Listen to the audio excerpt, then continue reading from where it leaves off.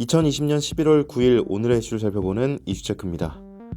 조 바이든 미국 민주당 대선 후보가 대통령 선거에서 승리했지만 도널드 트럼프 대통령은 불복 의사를 밝히며 반발하고 있습니다. 이에 대해 공화당 내 일부에서도 비판의 목소리가 나오고 있는데요. 심지어 트럼프 대통령의 부인 멜라니아 여사가 이혼을 준비하고 있다는 현지 소식통의 보도가 이어지기도 했습니다.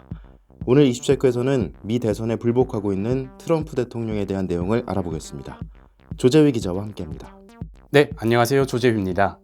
네, 우선 접전을 벌이던 미 대선 결과 먼저 간략하게 살펴볼까요?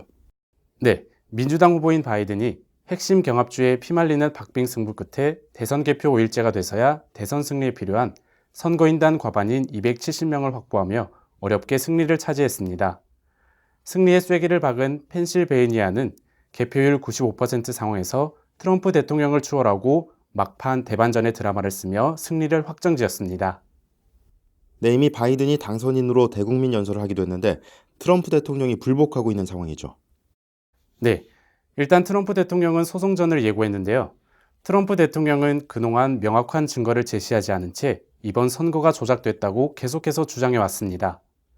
그리고 최근 성명에서 이번 선거가 전혀 끝나지 않았다는 게 단순한 팩트고 바이든이 서둘러 거짓 승자 행세를 한다며 불복 입장을 밝혔습니다. 네, 이렇게 트럼프 대통령이 대선 결과에 불복하며 소송전 등을 진행한다고 했는데 결과가 바뀔 가능성이 있습니까?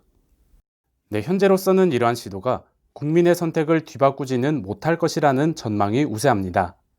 이미 트럼프 대선 캠프는 위스콘신주에선 재검표를 요구할 것이라고 밝혔는데요. 이곳에서는 바이든과 트럼프의 득표율이 각각 49.4% 대 48.8%로 불과 0.6%포인트 차로 승부가 갈렸습니다.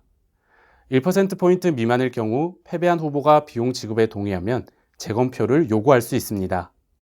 네, 그렇군요. 사실상 트럼프 대통령은 임기를 2달 정도 남기고 있습니다. 어떠한 움직임을 보이고 있습니까? 네, 현지 매체에 따르면 남은 임기 동안 적대적인 정책을 폈던 이란에 대한 최대 압박의 고삐를 더욱 잴 것으로 보고 있습니다.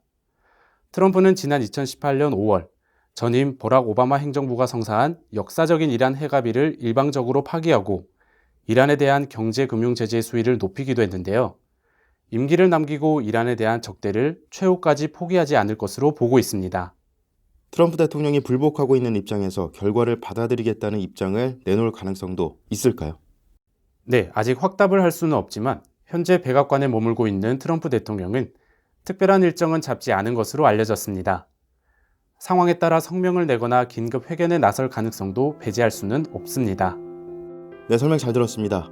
1789년 조지 워싱턴이 초대 대통령으로 취임한 뒤 231년간 백악관을 거친 대통령 45명 중 연임에 실패한 이는 지금까지 10명에 불과한 것으로 알려졌는데요. 과연 트럼프 대통령이 결과에 승복하며 명예로운 퇴장을 할 수 있을지 조금 지켜봐야 할 것 같습니다. 이상 이슈체크였습니다.